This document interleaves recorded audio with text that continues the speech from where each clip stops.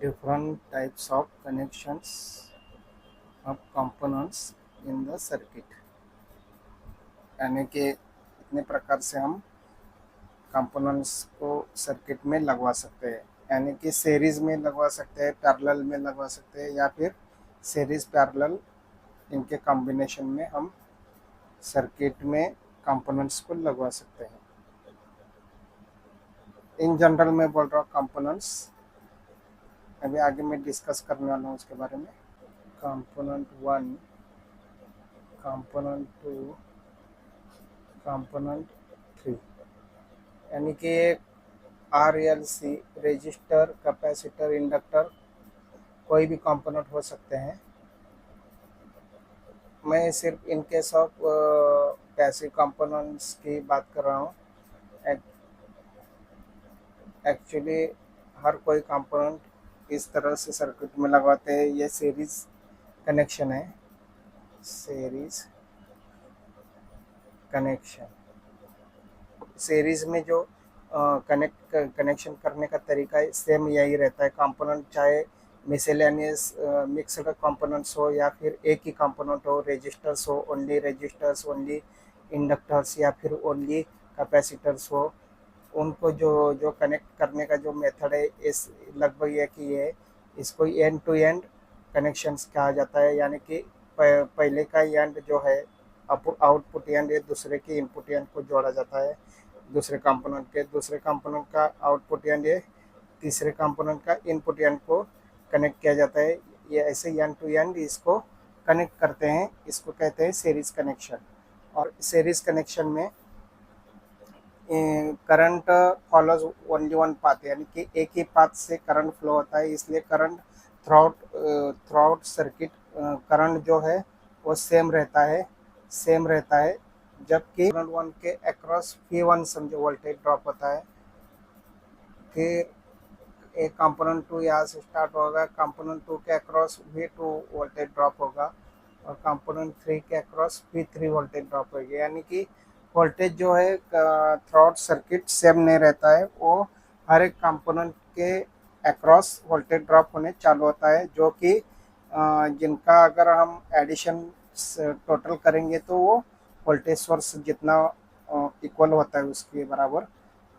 ए series connection में यानी कि वोल्टेज डिफरेंट रहता है सीरीज में अक्रॉस इस कंपोनेंट। अभी इस पैरेलल कनेक्शन का अभी ये एक कंपोनेंट 1 है समझो, इसके अक्रॉस ही कंपोनेंट 1, इसके अक्रॉस ही कंपोनेंट 2 को इसके अक्रॉस कनेक्ट करते हैं। यानी कि हर कोई कंपोनेंट एक दूसरे के कंपोनेंट के अक्रॉस कनेक्ट होता है, उसको कहते हैं पैरेलल कनेक्शन।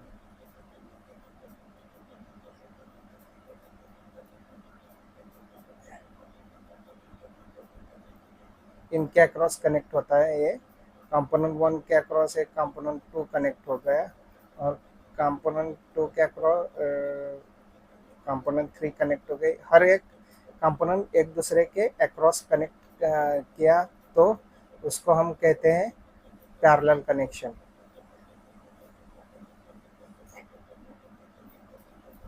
यहाँ पे वोल्टेज और एक करंट, ये समझो ए पॉइंट है, ए बी पॉइंट।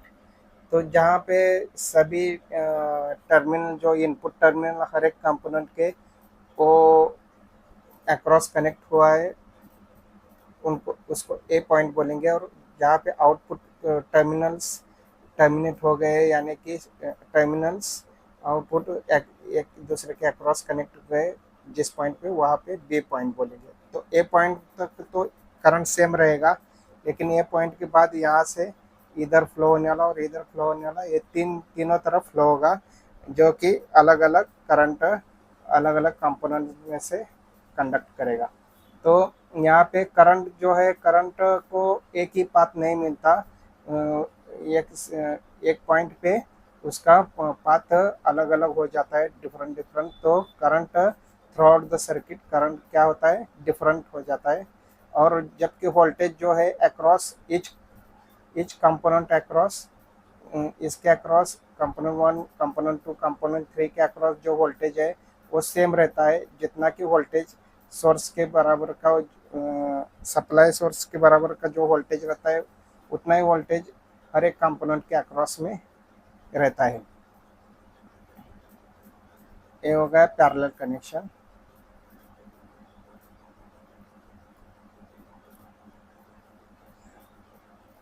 और और एक कनेक्शन रहता है से जैक की सीरीज पैरेलल। अभी समझे कंपोनेंट 1, एक कंपोनेंट 2 और एक कंपोनेंट 3।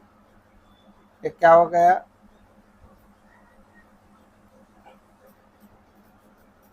वोल्टेज सोर्स के अक्रॉस एक कंपोनेंट 1 जो है ए कंपोनेंट 2 और कंपोनेंट 3 के सीरीज में कनेक्टेड है, जबकि कंपोनेंट 2 और कंपोनेंट 3 एक दूसरे के पैरेलल में कनेक्टेड है।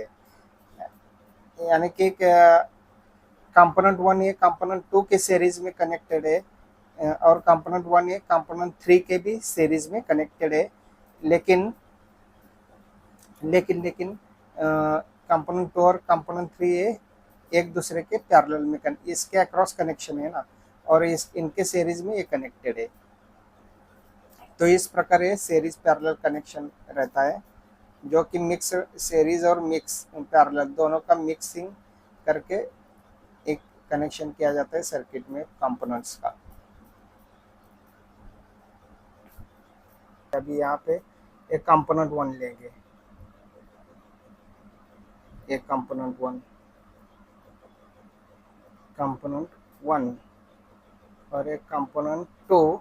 अभी कंपोनेंट 1 और कंपोनेंट 2 ए जो है ए सीरीज में है एक दूसरे के साथ, जबकि कंपोनेंट 2 ए कंपोनेंट 3 के पैरेलल में।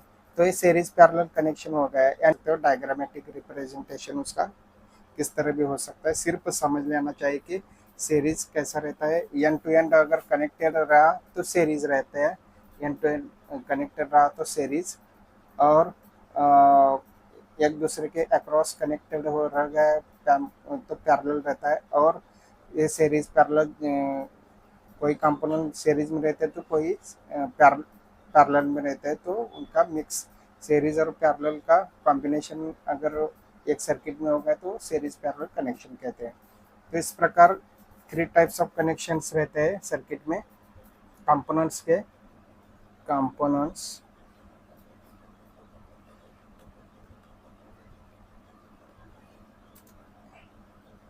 in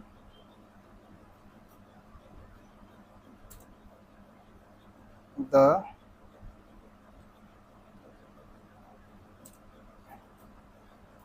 circuit are connected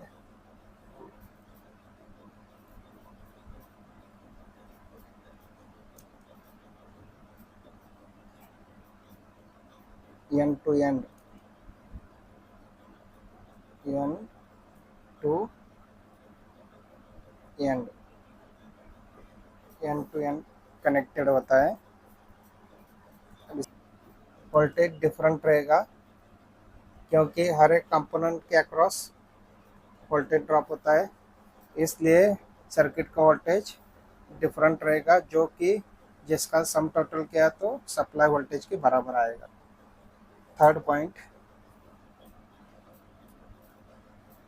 current current same रहता है ड्यू टू, सेम किस लिए रहता है, क्योंकि करंट को एक ही पाथ मिलता है फ्लो करने के कारण थ्रू आउट द सर्किट, इसलिए current through out the circuit same रहता है। सेम मैं नीचे एक्सप्लेन करता हूँ। Since current flowing current flows in the circuit in only one path, एक ही पाथ में करंट फ्लो करता है, इसलिए current through out the circuit same रहता है। अभी थर्ड पॉइंट है resistance, resistance of the circuit. Resistance, resistance जो है वो कंपोनेंट्स के ऊपर डिपेंड है। तो ये रेजिस्टेंस की वैल्यू हम निकालने वाले हैं, इसलिए मैं क्वेश्चन मार्क देता हूँ यहाँ पे। पैरेलल कनेक्शंस में क्या होता है कि फर्स्ट पॉइंट, कंपोनेंट्स कैसा कनेक्ट रहते हैं। Components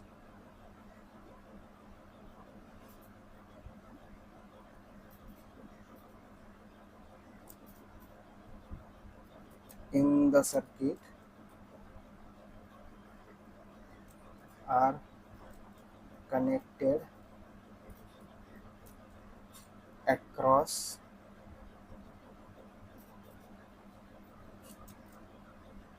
each other।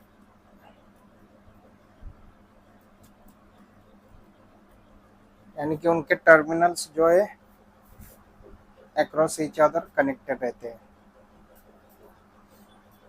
अभी सेकंड पॉइंट सुन,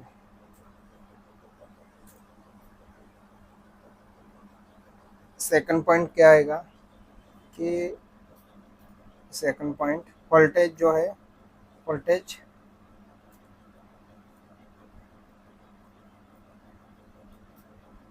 वोल्टेज अक्रॉस ईच कंपोनेंट वो सेम रहेगा और through out the circuit same रहेगा, जबकि करंट जो है, थर्ड पॉइंट करंट, करंट जो है वो डिफरेंट रहेगा। Through each component current different flow करेगा। कंपोनेंट्स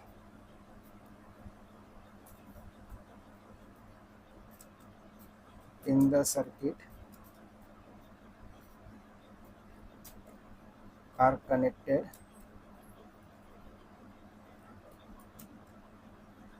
in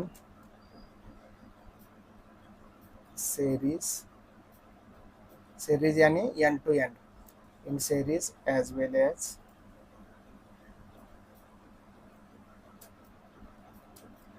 in parallel, यानी कि across each other। एक बात और बताता हूँ मैं कि समझो यहाँ पे वोल्टेज है 5 वोल्ट्स और कंपोनेंट 1 में हम मेजर कर रहे हैं, समझो सर्किट में कंपोनेंट 1 है, कोई भी हो सकता है, रेजिस्टर, इंडक्टर, कैपेसिटर, कंपोनेंट 2 भी, कंपोनेंट 3 भी, या फिर मिसलेनियस भी हो सकते हैं, या रेजिस्टर हुआ तो या इंडक्टर या कैपेसिटर, ऐसा कुछ भी। तो उनका कॉम्बिनेशन, कंपोनेंट्स का भी कॉम्बिनेशन कनेक्टेड रहता है, या फिर सिर्फ ओनली वन कंपोनेंट ही कनेक्टेड रहेंगे, सीरीज हो या चाहे सीरीज हो पैरेलल या सीरीज पैरेलल। तो इसमें चेक करने का तरीका कैसा है, मल्टीमीटर यहाँ पे नेगेटिव में लगा है तो यहाँ पे दिखाएगा 5 वोल्ट्स, और ये 5 वोल्ट्स जो है इसके अक्रॉस समझो यहाँ पे हमने यहाँ पे ए, समझो ए पॉइंट है, ए पॉइंट को या ये नेगेटिव पॉइंट्स यहाँ मल्टीमीटर का नेगेटिव प्रोब यहाँ पे रखा और ए पॉइंट भी यहाँ रखा, तो ये 5 वोल्ट दिखाएगा क्योंकि इनपुट सोर्स का इनपुट है। और यहाँ पे जो है ये कंपोनेंट 1 के अक्रॉस कुछ वोल्टेज ड्रॉप होके यहाँ पे समझो ये 5 दिखाया, तो यहाँ पे समझो 4.7 दिखाया, तो 4.7 यहाँ पे दिखाया, तो इसके आउटपुट में कंपोनेंट 1 के दूसरे टर्मिनल को 4.7 दिखाया, तो 0.3 का वोल्टेज ड्रॉप होगा इसके अक्रॉस। अभी 4.7 यहाँ पे दिखाया, तो कंपोनेंट 2 के जो इनपुट में है ये 4.7 ही दिखाना चाहिए। अगर पैरेलल में भी ऐसा होता है, यहाँ पे अगर समझो कंपोनेंट 1 के 4.7 यहाँ पे दिखाया, कुछ वजह से यहाँ पे भी एक कंपोनेंट है समझो, उसकी वजह से वोल्टेज ड्रॉप आके 4.7 दिखाया यहाँ पे, तो यहाँ पे भी 4.7 ही दिखाएगा, तो पैरेलल कनेक्शन भी हो सकता है। तो इसका जो सेकंड टर्मिनल है कंपोनेंट 2 का, वो भी चेक करना आना चाहिए, यानी कि चेक करना चाहिए। समझो यहाँ पे 4.2 दिखाया, कुछ वोल्टेज कम होके यहाँ पे दिखाया, तो समझ लेना चाहिए कि ये कंपोनेंट 1 और 2 ये सीरीज कनेक्टेड कंपोनेंट्स है। समझो ये 4.2, समझो ये यानी कि कुछ ड्रॉप हो गया, और समझो यहाँ पे भी पैरेलल में भी ऐसे ही दिखाएगा 4.7 4.7। तो समझो यहाँ पे कंपोनेंट वन में समझो यहाँ पे कुछ ड्रॉप आके यहाँ पे भी आगे कुछ रजिस्टर या कुछ एलिमेंट है या कंपोनेंट है समझो, तो यहाँ पे कुछ आके समझो 3.6 कुछ तो दिखाया, तो यहाँ पे भी 3.6 सेम दिखाना चाहिए। यानी कि समझो यहाँ पे 4.7 दिखाया, तो सेकंड जो दूसरा जो टर्मिनल है कंपोनेंट वन और टू का, वहाँ पे समझो एक ही वोल्टेज दिखाया, तो समझ लेना चाहिए कि वो पैरेलली कनेक्टेड है। और इस तरह दिखाया अलग अलग, एक टर्मिनल तो कॉमन दिखाएगा, लेकिन दूसरे टर्मिनल कंपोनेंट वन के और टू के दूसरे टर्मिनल जो है वो अलग अलग वोल्टेज दिखाएंगे अलग अलग, तो समझ लेना चाहिए कि वो पैरेलली कनेक्टेड है। तो इस तरह सीरीज पैरेलल कनेक्शन भी हम मल्टीमीटर थ्रू चेक कर सकते हैं सर्किट बोर्ड में, पीसीबी में, या फिर प्रैक्टिकली हम इस तरह हम चेक सकते हैं। ज़्यादा से ज़्यादा वोल्टेज करंट और रेजिस्टर्स में ज़्यादा से ज़्यादा वोल्टेज एक क्वांटिटी मेजर करते हैं ज़्यादा से ज़्यादा, और उसके बाद रेजिस्टर्स मेजर करते हैं। करंट बहुत ही रेयरली मेजर करते हैं, करंट के लिए मेगर का यूज़ किया जाता है। तो इस तरह हम, अब ये पैरेलल में कैसा रहता है, पैरेलल में समझे 5 वोल्ट है तो यहाँ पे आएगा 5 वोल्ट, तो ये सभी को 5 वोल्ट जाएगा, कॉपर वन को भी 5 वोल्ट, यहाँ पे भी 5 वोल्ट, यहाँ पे 5 वोल्ट। जैसा कि मैंने बताया, यहाँ पे कुछ कंफ्यूजन हो सकता है स्टूडेंट्स को यहाँ पे प्रैक्टिकल करते समय कि यहाँ पे भी दिखा रहा है, यहाँ पे भी सेम दिखा रहा, कहीं है पैरेलल में तो नहीं।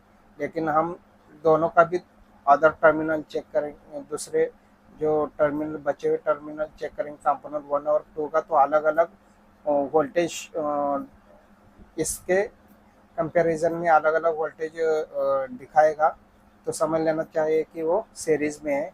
अदरवाइज समझो एक ही वोल्टेज दिखाएगा दूसरे भी टर्मिनल पे, समझो 5 वोल्ट है और यहाँ पे दिखाया 4.5, तो यहाँ पे भी 4.5 दिखाएगा, तो समझ लेना चाहिए कि वो पैरेलल कनेक्टेड है। यानी कि दोनों टर्मिनल जो है जितना भी पैरेलल कनेक्टेड की जितना कंपोनेंट, दो ही कंपोनेंट नहीं, एक से ज़्यादा, दो या दो से भी ज़्यादा कंपोनेंट्स हो सकते हैं सीरीज कनेक्टेड या पैरेलल कनेक्टेड। तो एक टर्मिनल में सेम वोल्टेज दिखाएगा और दूसरे टर्मिनल में भी वोल्टेज ड्रॉप होगी, सेम वोल्टेज दिखाएगा अक्रॉस ईच कंपोनेंट, तो समझ लेना चाहिए कि वो पैरेलली कनेक्टेड है, अदरवाइज वो सीरीज कनेक्टेड है। तो इस प्रकार हम सीरीज पैरेलल कनेक्शंस का भी वोल्टेज चेक कर सकते हैं। तो ये प्रैक्टिकली करने की बात है, तो ये भी आना चाहिए आपको। अभी हम रेजिस्टेंस सिर्फ देखने का है कि सीरीज में और पैरेलल में कितना रेजिस्टेंस आता है, तो हम देखेंगे। दो या दो से ज़्यादा रेजिस्टर्स अगर हम सीरीज में सर्किट के अंदर सीरीज में कनेक्शन करेंगे उसका, तो उसको कहते हैं सीरीज कनेक्टेड रेजिस्टर्स। तो समझो R1 और R2 ही लेता हूँ मैं यहाँ पे, जैसा कि यहाँ पे ये देखो सीरीज कनेक्टेड रेजिस्टर्स है, सीरीज में कनेक्टेड है एन टू एन R1 और R2 across voltage source phi. Series में voltage different across each resistor different रहता है और करंट सेम रहता है, तो आई जो है वो सेम रहेगा और वोल्टेज भी वो डिफरेंट रहेगा अक्रॉस ईच रेजिस्टर्स। अभी रेजिस्टर और R2, इसके R1 के अक्रॉस समझो V1 वोल्टेज ड्रॉप होता है और R2 के अक्रॉस V2 वोल्टेज ड्रॉप होता है, जिसका सम किया V1 प्लस V2 किया तो वो is equal to phi, supply voltage के इक्वल रहता है। तो वही बात यहाँ पे है, V1 और V2 ये R1 और R2 के अक्रॉस वोल्टेज ड्रॉप होता है करंट तो सेम रहेगा आई सर्किट के अंदर।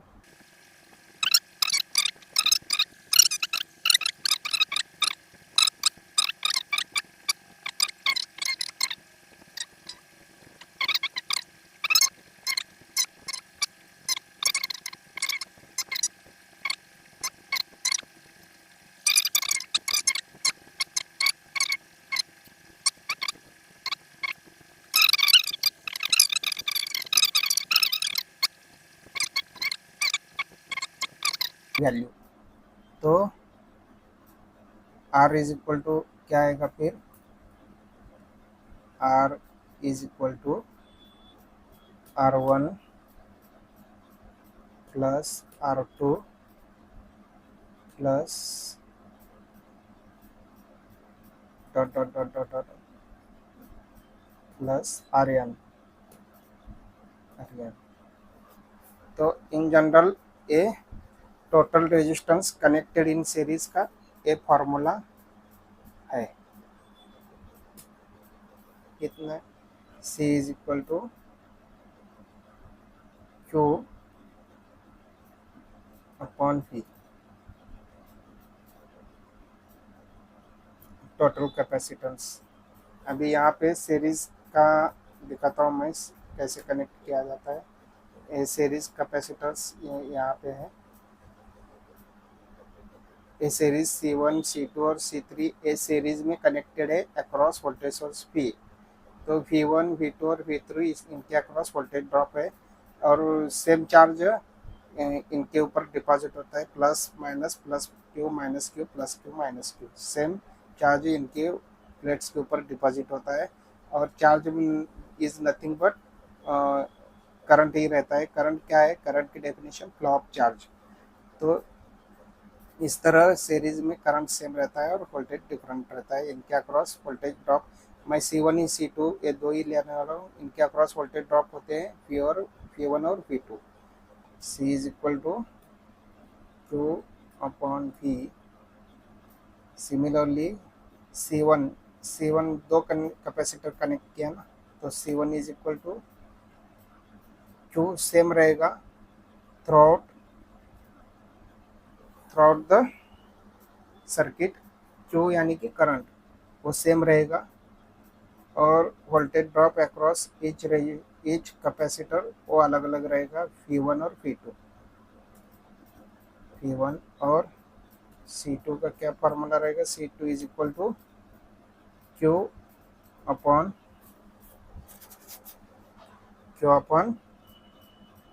V2।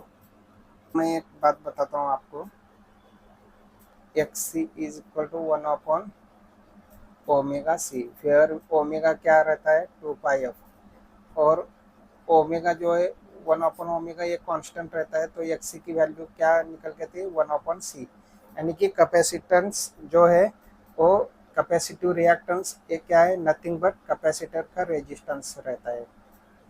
कैपेसिटर का रेजिस्टेंस ऐसे एज्यूम करके चलो, तो इस कैपेसिटर का रेजिस्टेंस जो है कैपेसिटर के रेसिप्रोकल में रहता है, यानी कि इन्वर्सली प्रोपोर्शनल टू। हम कैपेसिटेंस की वैल्यू निकाल रहे हैं, यानी कि इसके 1 अपॉन C की वैल्यू निकाल रहे हैं, 1 अपॉन XC की, यानी कि 1 अपॉन R की। और 1 अपॉन R मैंने क्या इधर उधर क्या बताया, Q अपॉन क्या है, Q अपॉन V है ना। तो Q अपॉन V यानी कि Q upon V, sorry Q upon V यानी कि R की वैल्यू क्या आएगी यहाँ पे, V अपॉन Q यानी कि IR। तो सेम रहता है। तो ये ओम्स लॉ पर से हम इस ओम्स लॉ के जरिए हम इसको समझ सकते हैं, इसकी इक्वेशन को। V की वैल्यू क्या आएगी, V इज इक्वल टू फिर Q upon C। Similarly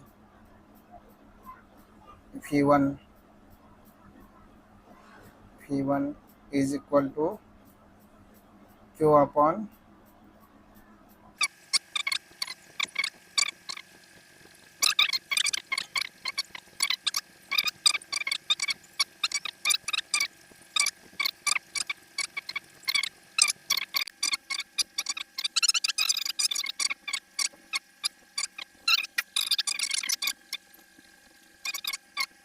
in general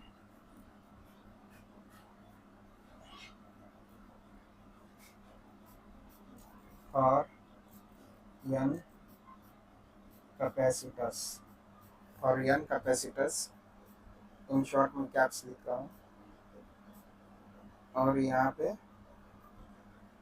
ये मैं अभी मैं लिख राइट करते नहीं बैठता हूँ, क्योंकि इन कनेक्टेड इन सीरीज, आपको तो मालूम है सीरीज कनेक्शन का चालू है। और एन कैपेसिटर्स यानी कि एन की वैल्यू कितना है वो भी मैंने यहाँ पे बताया 2 3 4 5, तो वो भी मैं नहीं लिखता हूँ। यहाँ पे आप समझ लेना कि फॉर एन की वैल्यू 2 3 4 5 कितनी हो सकती है।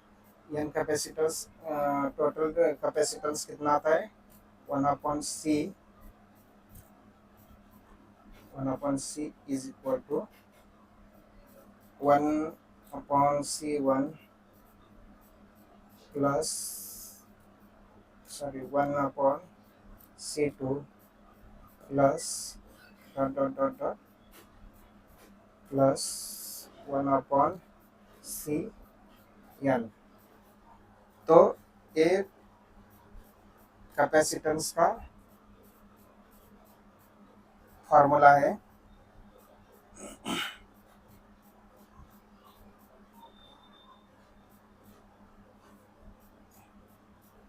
ये टोटल रेजिस्टेंस का formula R is equal to R1 plus R2 plus in general formula plus dot dot dot plus Rn। और कैपेसिटर्स का सीरीज कनेक्शन का फार्मूला, जनरल फार्मूला ये है 1/c is equal to 1/c1 plus 1/c2 plus dot dot dot plus 1/cn। अभी देखेंगे, हम आगे आगे आगे और बढ़ेंगे और देखेंगे इंडक्टर्स का। तो इंडक्टर्स जो है साइड बाय साइड ले रहा हूँ क्योंकि आपको समझने में आसानी है। अभी इंडक्टर्स की वैल्यू जो है वो इंडक्टेंस के फार्मूला के साथ दी जाती है। L is equal to V upon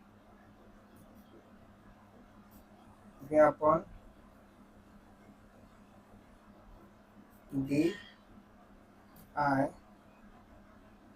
by D T.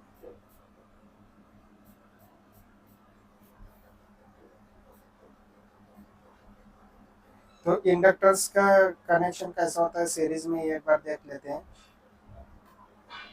Inductors का इस प्रकार कनेक्शन सीरीज में कनेक्शन रहता है। L1 और L2 है across voltage source, N to N इस सीरीज में सीरीज कनेक्टेड है। इनके अक्रॉस भी voltage drop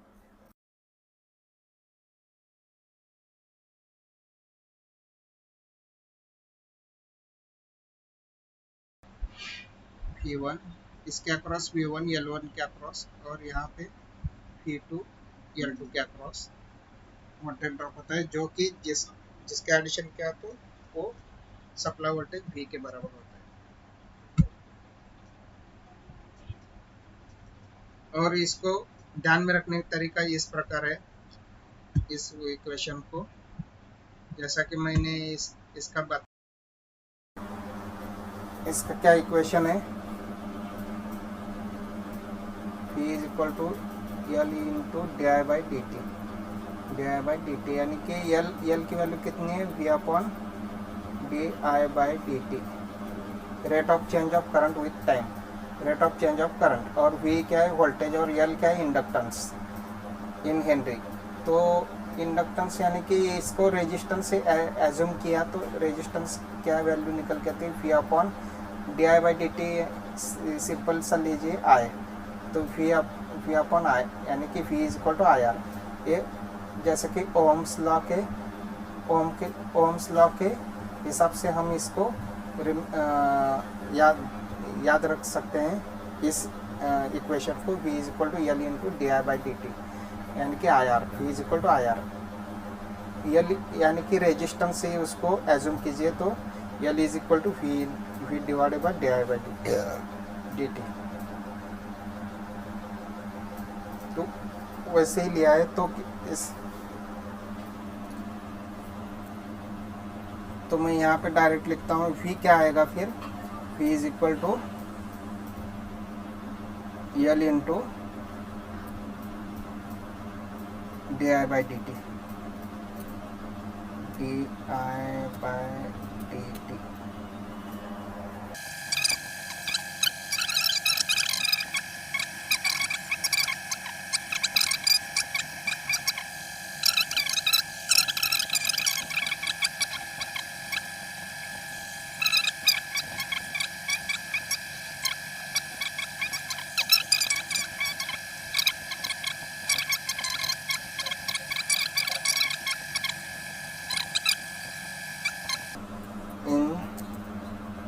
General,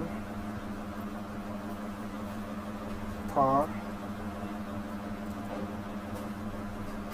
n inductors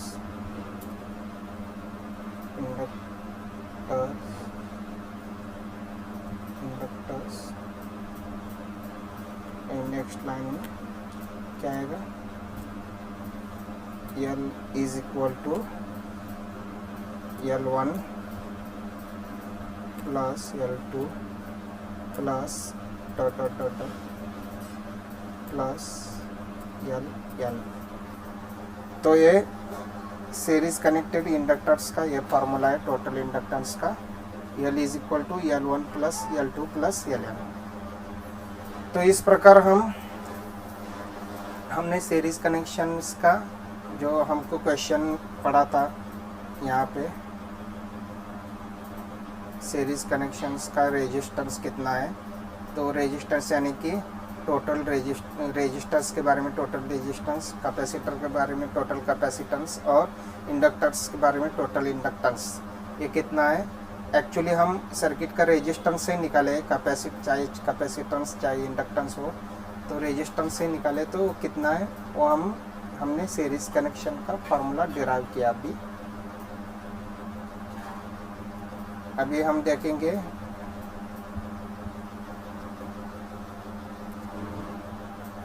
parallel connections. पहले रेजिस्टर्स लेते हैं, रेजिस्टर्स।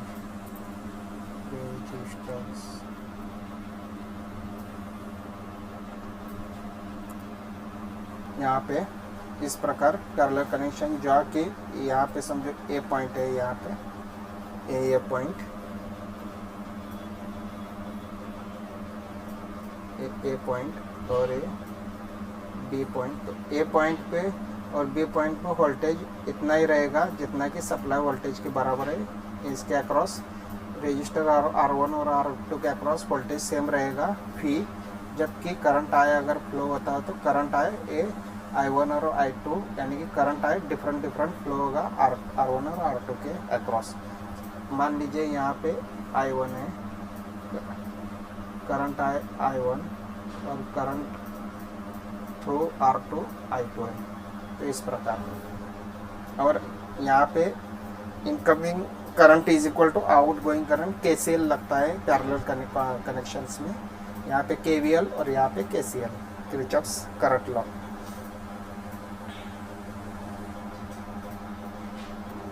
तो इस प्रकार पैरेलल कनेक्शंस होता है रेजिस्टर्स के अंदर। तो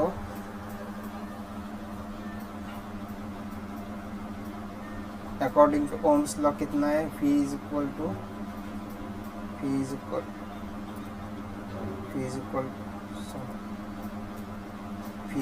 टू IR। अभी I यहाँ पे यानी कि I की वैल्यू कितना आएगी, I is equal to V upon R। Similarly I1 की value current flowing through R1, parallel connection में R1 में करंट कितना फ्लो करता है, R1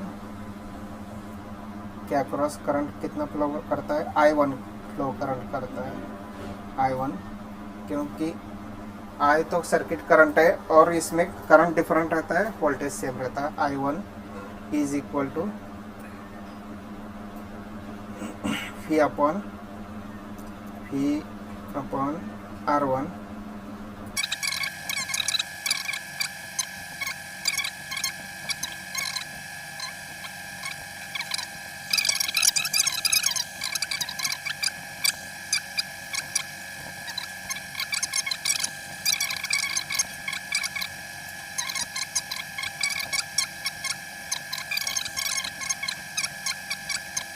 in general.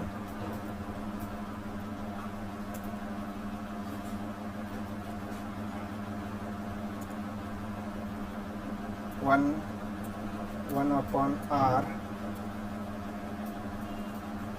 1 upon R is equal to 1 upon R1 plus 1 upon R2 plus plus 1 upon Rn for n resistors connected in series, in parallel.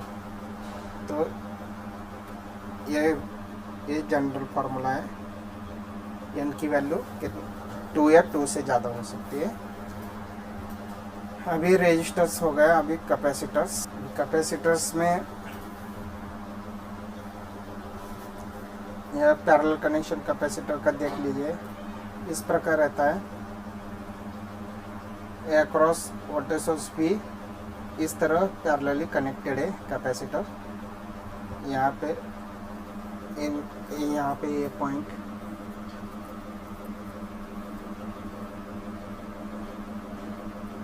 A और point B, तो across C2 C1 C2 और C3 across C2 के ये सभी terminal across एक दूसरे के C1 C2 और C3 अक्रॉस ईच अदर ये पैरेलली कनेक्टेड है। अक्रॉस कनेक्शन अगर हो गया तो इसको पैरेलल कनेक्टेड होता है। यहाँ पे वोल्टेज P सेम रहता है, जबकि करंट थ्रू C1 C2 और C3 डिफरेंट रहता है। हम C2 तक ही लेने वाले हैं, 2 ही ले रहे हैं।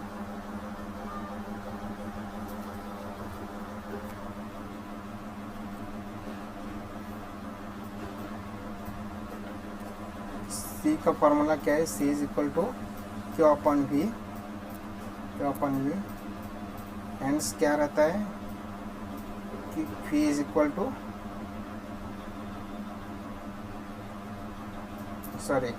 Q इज इक्वल टू क्या रहता है? Q इज इक्वल टू कितना आएगा? CV। तो इसी तरह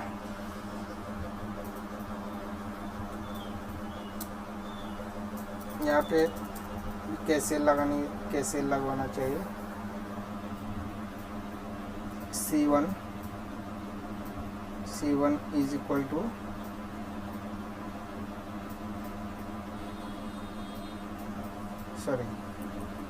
Q1, क्योंकि करंट डिफरेंट रहता है ना पैरेलल में। करंट का मतलब ये charge. Q1 is equal to C1। Q1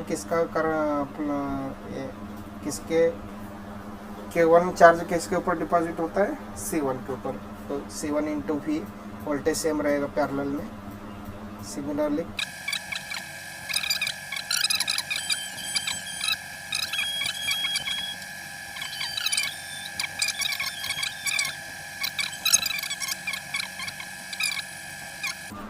in general,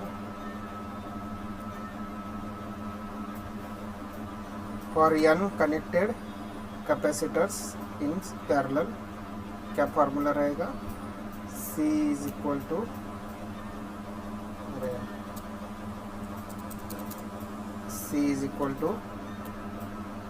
C1 plus C2 plus plus CN। तो सीरी पैरेलल कनेक्टेड अगर कैपेसिटेंस है तो उसका फार्मूला इस तरह है, C is equal to C1 plus C2 dot dot dot plus Cm। तो inductors का पैरेलल कॉम्बिनेशन देख लीजिए आप एक बार।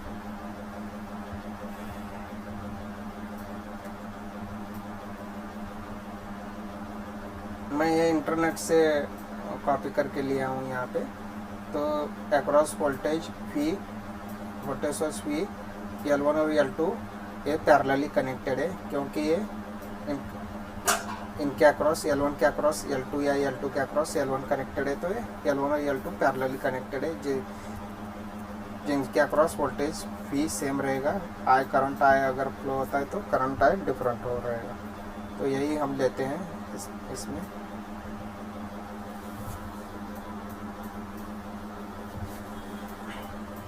इंडक्टेंस का क्या फार्मूला है, L is equal to V upon di/dt।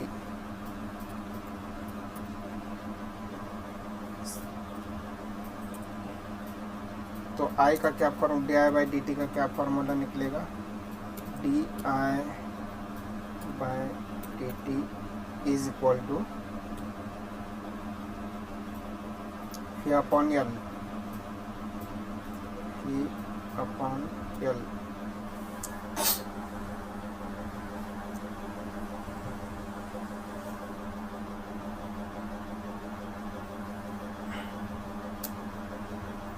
Similarly di1 यानी कि I1 करंट इंडक्टर L1 के थ्रू I1 करंट फ्लो करेगा, इसलिए di1/dt इज इक्वल टू कितना आएगा, वोल्टेज सेम रहेगा across L1 and L2, V upon L1 के थ्रू I1 करंट फ्लो करेगा। तो ये इक्वेशन आएगा L1 के लिए, और L2 के लिए di2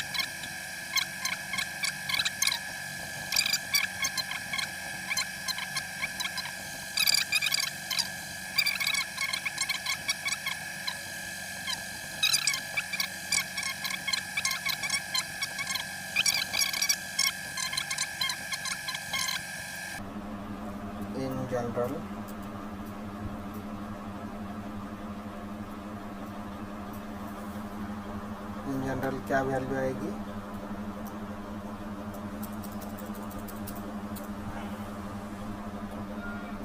वन अपॉन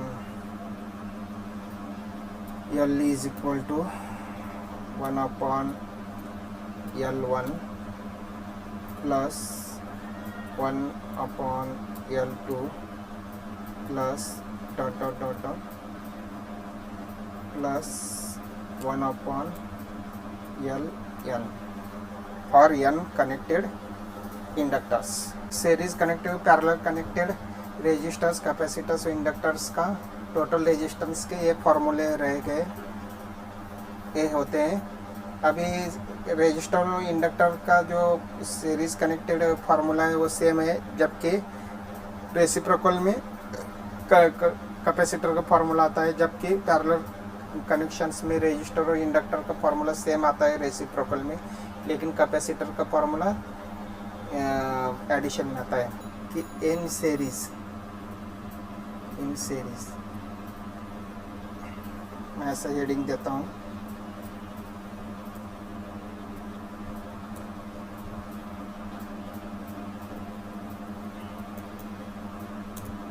सीरीज में क्या होता है, फर्स्ट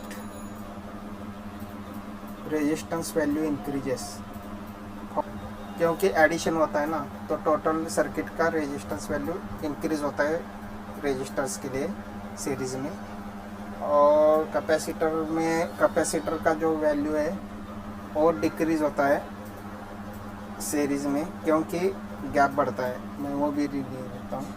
कैपेसिटेंस वैल्यू डिक्रीज होता है सीरीज में, क्योंकि क्या होता है कि इसका रीज़न भी लिखता हूँ यहाँ पे,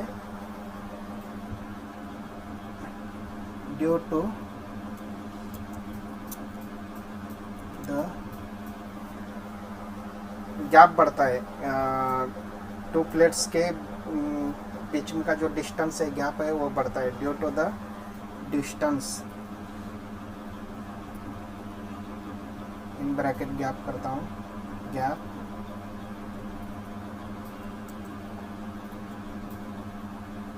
बिटवीन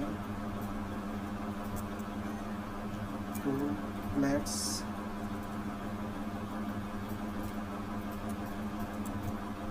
increases।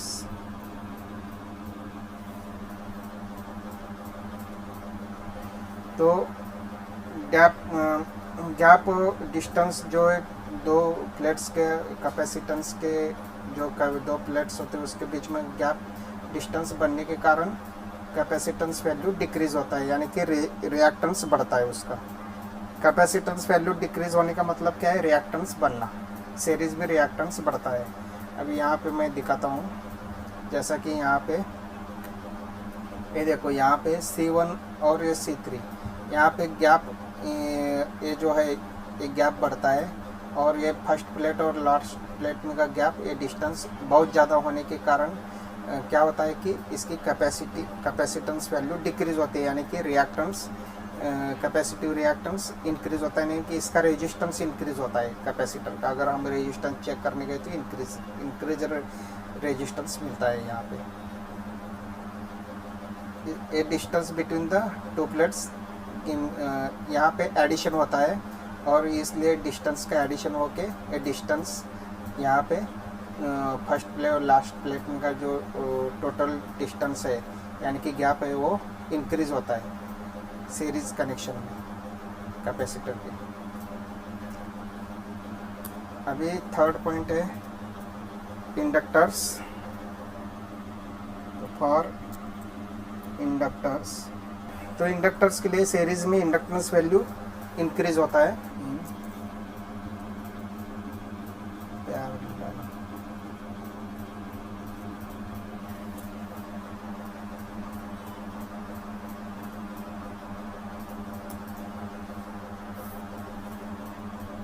फर्स्ट पॉइंट है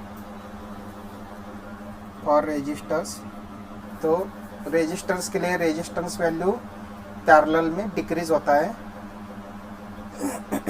यहाँ पे देखो रेसिप्रोकल में क्वांटिटी आते हैं तो डिक्रीज होता है।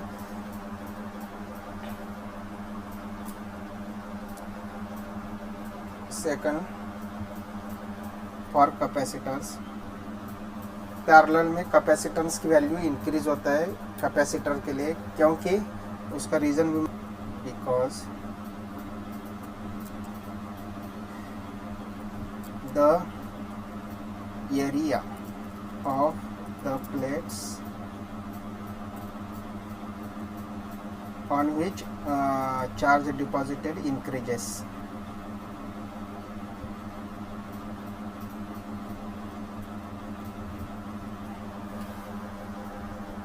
दोनों प्लेट्स का जो एरिया है वो इंक्रीज होता है। कैसे दिखाता हूँ मैं, एक मिनट। यहाँ पे पैरेलल में, यहाँ पे जो है, यहाँ पे क्यूब, यहाँ पे कुछ चार्ज डिपॉजिट होंगे, या इसके ऊपर भी C1 के इस प्लेट के ऊपर कुछ चार्ज डिपॉजिट हुए, यहाँ पे कुछ चार्ज डिपॉजिट हुए, यहाँ पे कुछ चार्ज डिपॉजिट होंगे।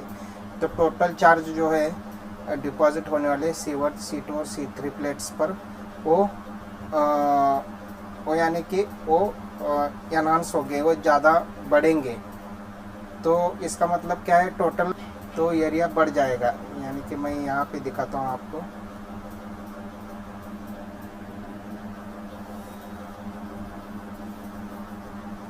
समझो यहाँ पे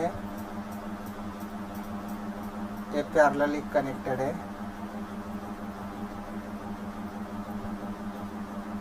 तो अगर ये पैरेलली कनेक्टेड C1, C2 और C3 है, तो इनका टोटल एरिया इस कदर बढ़ेगा। यानी कि एक ही हमने यहाँ पे देखता हूँ, यहाँ पे एक ही हमने कैपेसिटर लिया तो इसका एरिया इतना बड़ा होगा।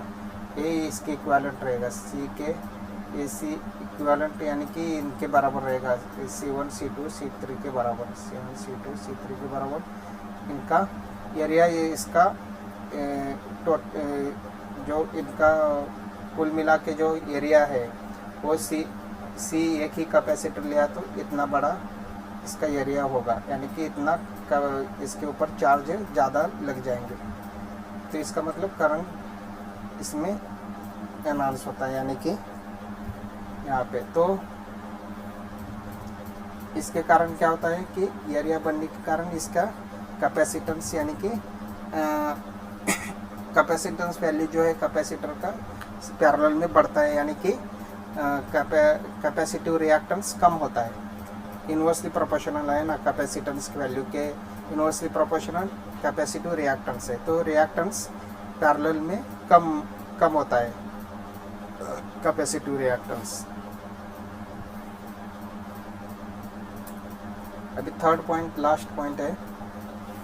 और फॉर इंडक्टर्स क्या रहता है? फॉर इंडक्टर्स, तो इंडक्टर्स के लिए इंडक्टेंस वैल्यू डिक्रीज होता है पैरेलल में, क्योंकि रेसिप्रोकल क्वांटिटी आती है। जहाँ पे रेसिप्रोकल क्वांटिटी थी वहाँ पे डिक्रीज होता है, और जहाँ पे सीधा एडिशन होता है वहाँ पे इंक्रीज होता है। L is equal to omega XL, यानी कि इंडक्टिव रिएक्टेंस के ओमेगा कांस्टेंट रहता है, तो L is equal to XL, यानी कि प्रोपोर्शनल में रहता है। इंडक्टिव रिएक्टेंस जो है वो इंडक्टेंस वैल्यू के प्रोपोर्शनल में रहता है, डायरेक्टली प्रोपोर्शनल में, यानी कि जब इंडक्टेंस वैल्यू सीरीज में इंक्रीज होगा तो इंडक्टिव रिएक्टेंस भी इंक्रीज होता है, और पैरेलल में डिक्रीज होता है तो इंडक्टिव रिएक्टेंस भी डिक्रीज होता है। रेजिस्टर और इंडक्टर का सेम रहता है सीरीज और पैरेलल में, जबकि कैपेसिटर का उनके इन्वर्स में रहता है। तो इस प्रकार जो है हमने देखा कि किस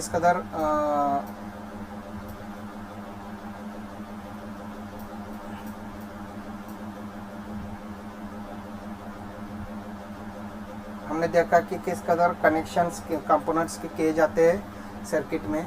अभी सिर्फ हमने purely resistor, capacitor, inductor, series, parallel और क्या कहते हैं उसको, सीरीज पैरेलल में कनेक्ट किया था। सीरीज में या पैरेलल में या सीरीज पैरेलल कनेक्शंस में RLC हमने अभी तक RLC सर्किट में प्योरली रेजिस्टर तो रेजिस्टर ही लिया, कैपेसिटर तो कैपेसिटर ही लिया, और इंडक्टर तो इंडक्टर ही लिया, आइदर सीरीज कनेक्शन हो, पैरेलल कनेक्शन या मिक्स्ड कनेक्शन। लेकिन अगर इनका कॉम्बिनेशन लिया जाए, सीरीज कनेक्शन में, पैरेलल कनेक्शन में या सीरीज पैरेलल कनेक्शन में, अगर RLC का कॉम्बिनेशन यानी कि रेजिस्टर के साथ सीरीज में या पैरेलल में यल को जोड़ा जाए, या फिर रेजिस्टर के साथ सीरीज या पैरेलल में कैपेसिटर को कनेक्ट किया जाए, या फिर इंडक्टर के साथ सीरीज या पैरेलल कैपेसिटर को जोड़ा जाए, या फिर RLC रेजिस्टर और कैपेसिटर और इंडक्टर साथ में सीरीज या पैरेलल में, या फिर सीरीज पैरेलल कनेक्शन में अगर हम कनेक्ट करते हैं तो सर्किट एक ऐसे सर्किट, ये 4 कॉम्बिनेशन इनके बनते हैं टोटल। यहाँ पे RLC यहाँ पे लिखता हूँ, यहाँ पे थोड़ा हेडिंग देता हूँ यहाँ पे, और इनके 4 कॉम्बिनेशन इस प्रकार रहते हैं। ये पहला कॉम्बिनेशन,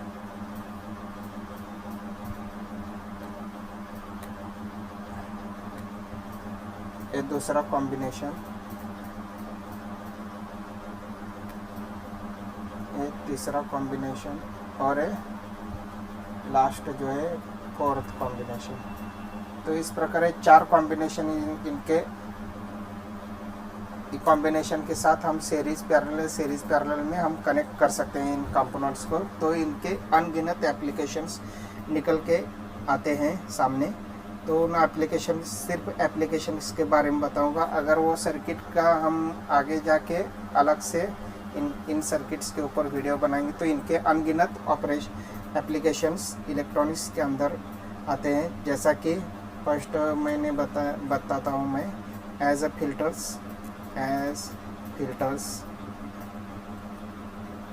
फिल्टर्स हम यूज़ कर सकते हैं इनका एज इन टाइमिंग सर्किट्स। मैंने सिर्फ ये मिसलेनियस बता रहा हूँ। ये एक्चुअली हर एक सर्किट का अलग अलग एप्लीकेशन है, यूज़ है। टाइमिंग सर्किट में आरसी टाइम कांस्टेंट सर्किट का यूज़ किया जाता है एज इन टाइमिंग सर्किट्स। अभी in communication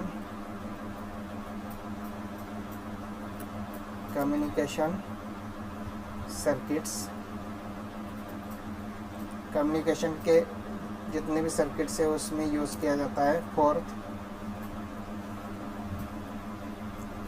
in television and radio transmitters and receivers,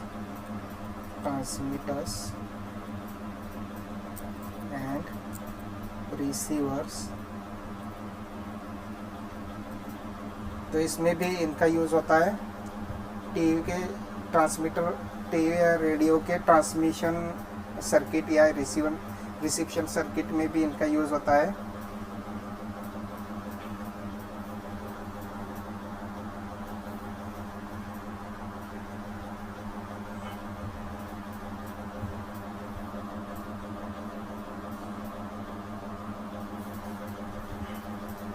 TV and radio transmitters and receivers, और भी मेडिकल इक्विपमेंट्स में यूज़ होता है। मेडिकल इक्विपमेंट्स,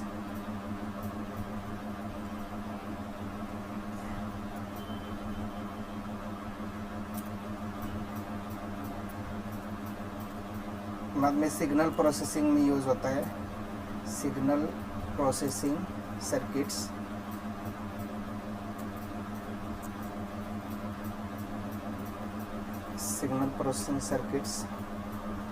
इसमें भी इनका यूज़ होता है। फिल्टर सर्किट में भी यूज़ होता है। टाइमिंग सर्किट और इन as resonance circuits,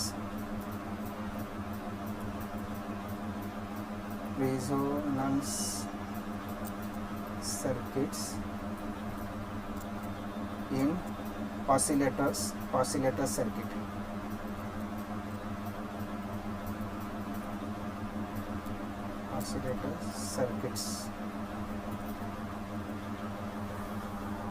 oscillator circuits में भी यूज़ होता है इनका।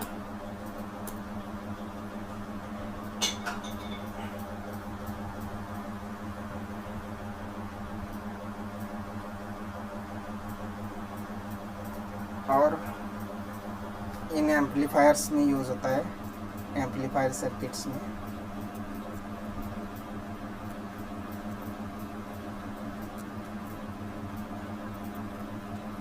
अच्छा, एक और एटसेट्रा, यानी कि इनके अनगिनत यूजेस है।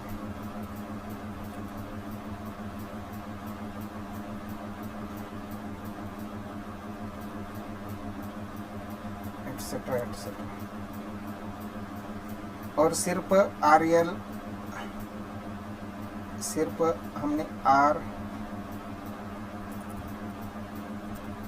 एल या सी का यूज़ लिया, यानी कि सिर्फ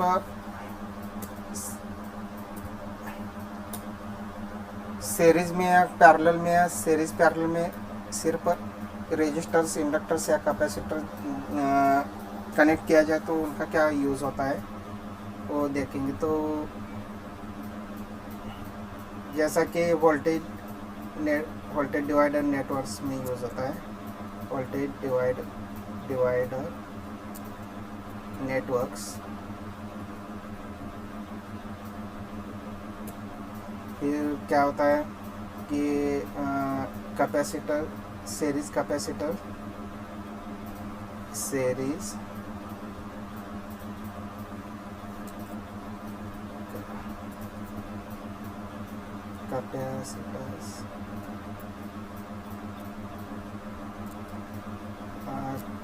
used to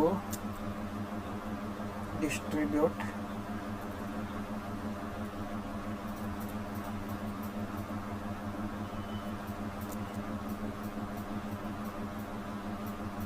high voltages in above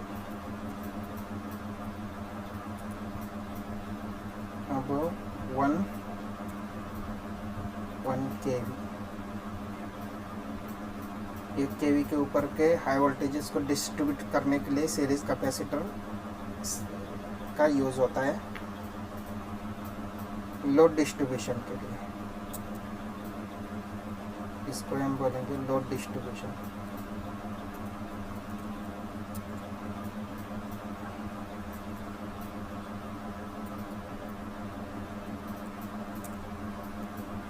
parallel capacitors,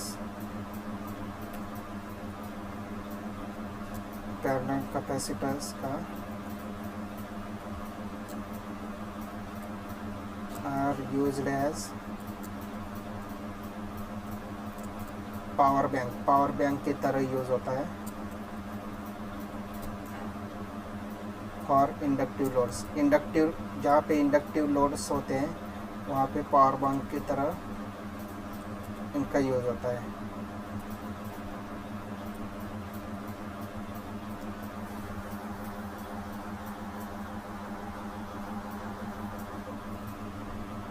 for tuning in radio and TV, television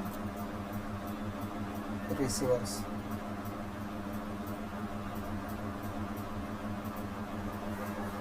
तो ये कुछ इनके यूजेस है।